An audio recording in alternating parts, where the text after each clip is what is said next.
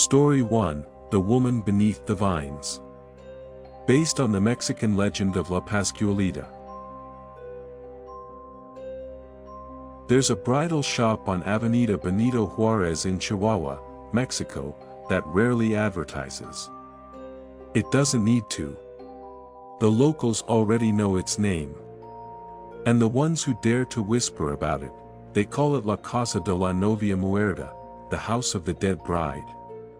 To outsiders, it looks like any other store. A window display dressed in soft lighting, mannequins in satin and lace, and a faint melody that spills out onto the street, an old waltz, playing on repeat.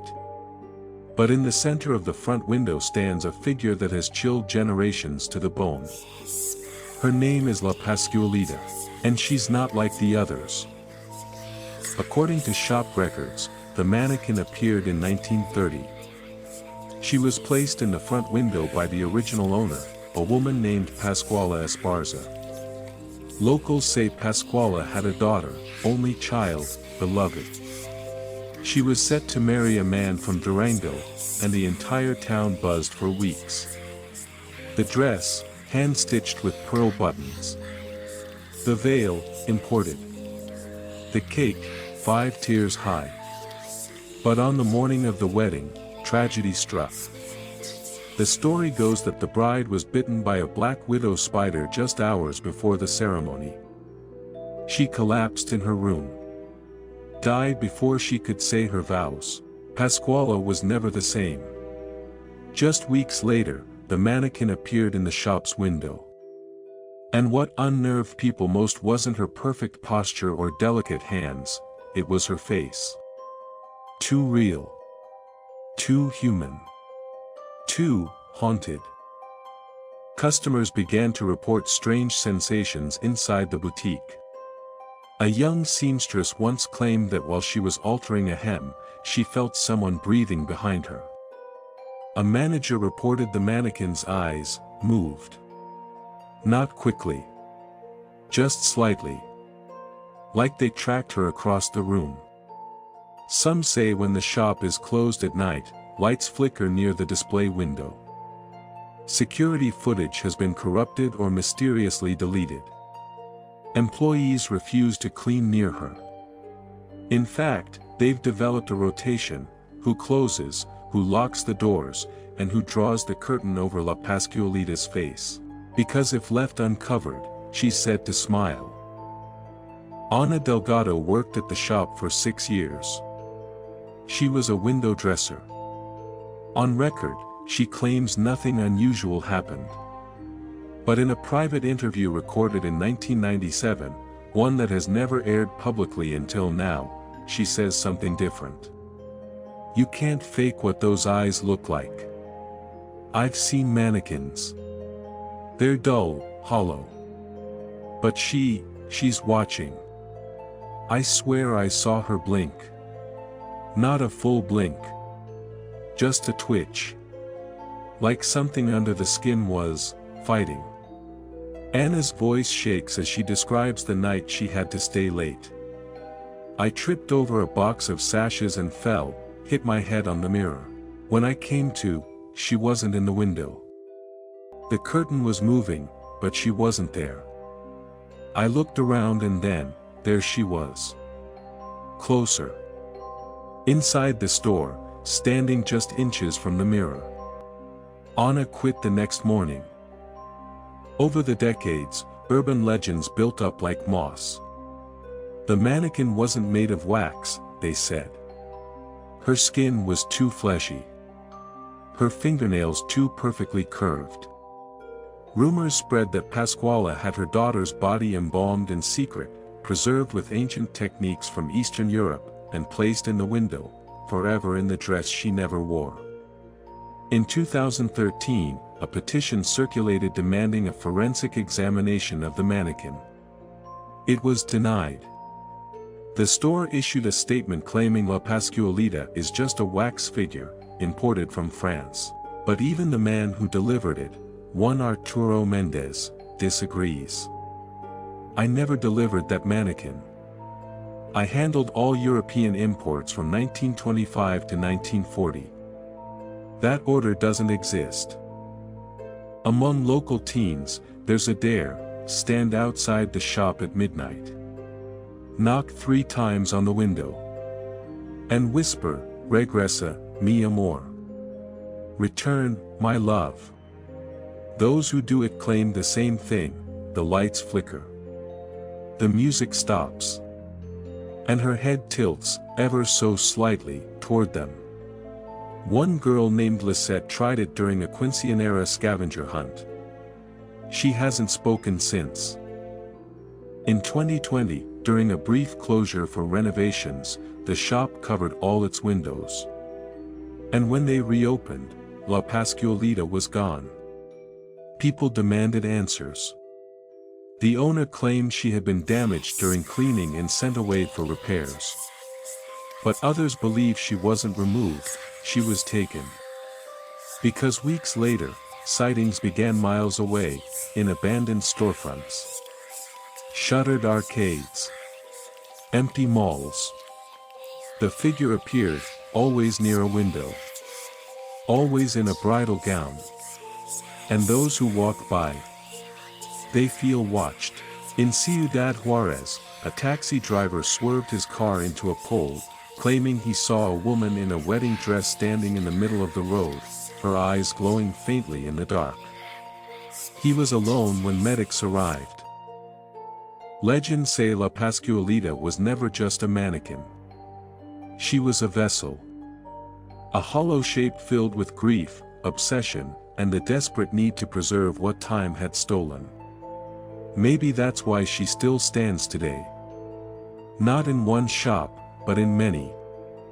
Wherever windows reflect moonlight. Wherever brides walk past in silence. Look closely. Watch her fingers. They twitch when you're not looking. And somewhere, behind that glass, something is waiting to come back.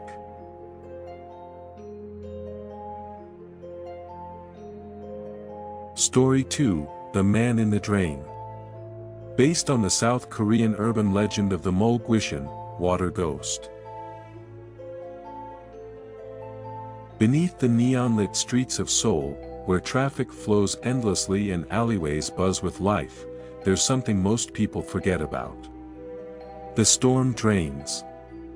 Thousands of miles of dark, humid tunnels stretching beneath the city, soaked in runoff, echoes, and something else entirely.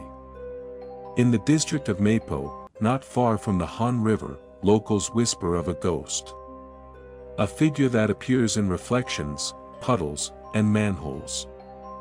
They call him Molnamja, the water man. It started with a missing student. Min Jae Kim, 17 years old, had taken a shortcut home from cram school, cutting through a small underpass by a drainage canal. His mother called the police when he didn't return by midnight. His bike was found lying against the railing. His bag still strapped to the seat. Nothing was missing. But something was left behind. Wet footprints. Bare feet. Leading away from the bike. Down the embankment. Toward the grated drain. And then, nothing. Police believed he'd slipped and been swept away. But there had been no rain that week. No water flowing. No explanation. Over the next few months, others began to report strange encounters near drains and canals. A jogger claimed she heard someone crying under the bridge, faint and muffled. When she leaned closer, the sound moved, from one drainpipe to another, like it was following her. A sanitation worker, Jung Hwan, was cleaning debris from a culvert when he saw a hand rise from the dark water. It didn't wave. It simply reached up, pale, dripping, before vanishing beneath the surface. It wasn't a hallucination, Jung said. That hand had nails. Torn fingernails. Like it had been clawing its way out. He never returned to that post. A pattern began to emerge. All the victims had something in common: they looked into water before disappearing. And not just rivers. Not oceans. Reflections. Bathroom sinks. Street puddles. Even the shimmer of wet tiles on a subway platform. In Korean folklore, water ghosts are believed to dwell in still water, souls that drown violently and are unable to move on. They don't attack. Not directly. They pull. Drag others into their suffering. Lure them with whispers. With reflections. With their own face looking back. Ji-eun Han, 25, worked night shifts at a convenience store on the outskirts of Seoul. She was used to eerie customers, late hours, and the occasional flicker of the overhead lights. But one night, around 3:42 a.m., she took out the trash. As she stepped past the curb, she caught her own reflection in a puddle. Only, it wasn't her. The figure in the water was standing still. Perfectly still. Its head tilted slightly. Hair soaked, clinging to the face. And the eyes, blank. Sunken. Watching. I blinked, and it was smiling, Ji-eun whispered in a later interview. It didn't match my face. It wasn't me. She backed away. The smile grew wider.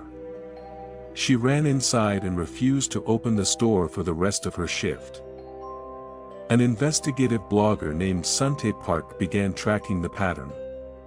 He compiled 14 cases of disappearances near drains over 5 years, all within a 3-mile radius. He interviewed witnesses. Examined CCTV footage. And what he found chilled him. In at least 6 recordings, just before the camera cuts out or glitches, there's a brief shape. A man, barefoot, hair soaked, standing at the edge of the frame. Not running. Not attacking. Just watching. In one clip, filmed from a dashcam, he appears in the middle of the road. A car passes through him, no collision. Just a blur, then mist. The file was posted online. A week later, Suntae stopped posting. His last blog entry: they're not ghosts. They're passengers. Locals say if you stand near certain drains, especially in Mapo, you can hear it. A slow drip. Then a whisper. Words that don't quite make sense. One student, Dahyun, shared an audio clip captured during a school project. She had set her phone on the ground to record the traffic sounds. When she played it back later, she heard something else. A voice. Muffled. Gurgling. Speaking from inside the drain, "Come down. Come down. We have your face." The audio went viral on Korean forums, until it was suddenly taken down. All copies scrubbed. Even the original poster's account deleted. No one's heard from Dahyun since. In 2021, a small sinkhole opened near the Seogang Bridge. Officials blamed aging infrastructure. But those who live nearby believe otherwise. When crews arrived to seal the hole, they found it already filled, not with dirt, but with water. Thick. Black. Still. A construction worker on site claimed he saw something just under the surface. It looked like a person, but sideways. Like it was stuck between this world and the next. Moving, but not moving. 3 workers quit that day. The sinkhole was sealed. But not before photos were taken. One image, now heavily censored, shows a faint face in the water, eyes wide. Mouth open. Screaming. Elder residents speak of old customs, rituals done near rivers to appease Molgwishan. Offerings of rice. Paper boats sent down current. But those are for ghosts of the past. What lives under Seoul now, learned. It doesn't just want revenge. It wants presence. Each time you look into water and see something wrong, something off, you open the door a little wider. Every reflection is a window. A two-way mirror. And they're waiting on the other side. The next time you step outside after rain, watch the puddles. Look quickly. But not too long. Because if the reflection doesn't move when you do, or smiles when you frown, you may not be looking at your reflection. You may be looking at the one who drowned before you. And now, he wants out.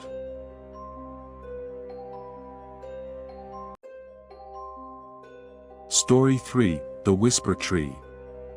Based on a Romanian legend from the Carpathian Mountains. Deep in the forests of Romania, beyond where the roads end and the mist thickens into a shroud, there's a tree older than memory. Locals call it Copacal Soptaler. The Whisper Tree. It doesn't stand out at first. It looks like any other twisted elm, gnarled bark, crooked limbs. But if you stand near it at night, you'll hear the voices. Some say they speak in dreams. Others claim you only hear them when you're completely alone. But everyone who's heard them says the same thing. They don't whisper to you. They whisper about you. The legend begins near a forgotten village in the foothills of the Carpathians, where the forest presses in like a living wall. Valurini, population 36. No cell service. No street lights. Just candlelight and memory. An American anthropologist, Lena Morris, came to Valurini in the fall of 2018 to document rural rituals. A Fulbright scholar, smart, skeptical, endlessly curious. She was particularly interested in what villagers called the night tree. A sacred place. Forbidden after dusk. I thought it was symbolic, Lena wrote in her field notes. A remnant of ancient pagan belief. She was wrong. Lena's journal entries began to change after her third night. She started hearing things, at first soft, almost imagined. Whispering near the window. Her name, spoken slowly. Lena, stay. She chalked it up to the wind. Or nerves. The house was old. Creaks were constant. But then the voices started saying other names. Names she hadn't spoken aloud. Her brother. Her childhood friend. Her ex, Daniel, left you, because he knew. One night, she woke to find her boots covered in mud. But she hadn't left the house. Not consciously. She asked an elder named Niku about the tree. His face darkened immediately. You went there in sleep. It calls those who listen. She laughed nervously. It's just a tree. Niku didn't laugh.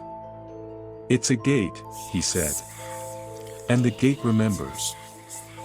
According to village lore, the whisper tree grew from the grave of a child, left to die during a famine centuries ago. Her mother, too weak to dig, buried her beneath a shallow pile of stones. But she didn't die right away. The child screamed for 3 days. And when her voice finally stopped, the whispers began. Locals say the tree absorbs voices. Every secret. Every grief. Every betrayal ever spoken nearby.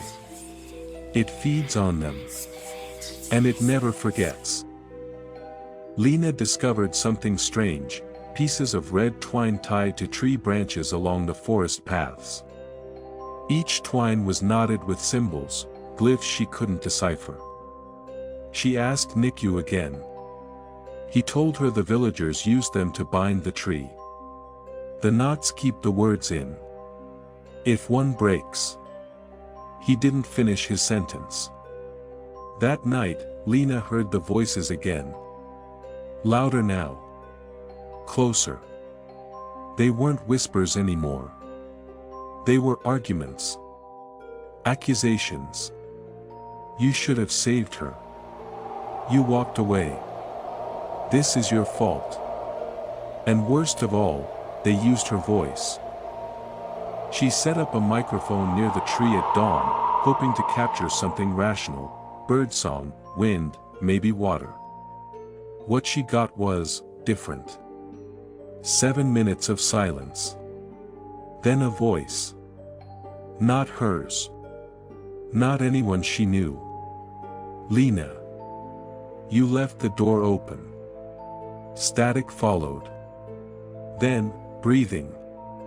And finally, a distant sound, like branches cracking. Or someone walking, slowly, toward the mic. She listened to the recording 4 times.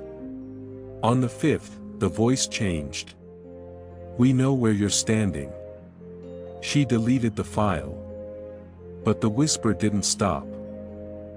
The next morning, the villagers found Lena's camera gear stacked neatly outside her door. Her field notebook was missing. Her bed untouched. No signs of struggle. Only one thing was left behind, a red twine knot. Broken. Authorities conducted a search. Drones were deployed. But no trace of Lena was ever found. Weeks later, her notebook was discovered, not in the village, but tied to a branch of the whisper tree. Its pages were soaked. Molded. Except one. If you hear them say your name, don't answer. Ever. Hikers near the region still speak of odd experiences, especially those who camp too close to the forest edge. One couple reported hearing a third person humming in their tent, though they were alone. A photographer claimed her voice recorder kept turning on by itself, always capturing the same 5 words, "Why did you leave me?" There's no cell signal near the tree. But some say if you leave your phone recording overnight, you'll find new files in the morning. Recordings of you, talking in your sleep. Answering someone who isn't there. They say trees live long because they listen. But some trees do more than listen. They remember. Every sorrow. Every secret. Every word whispered in the dark. And when the wind moves through the leaves of the whisper tree, it's not wind you're hearing. It's memory. It's you.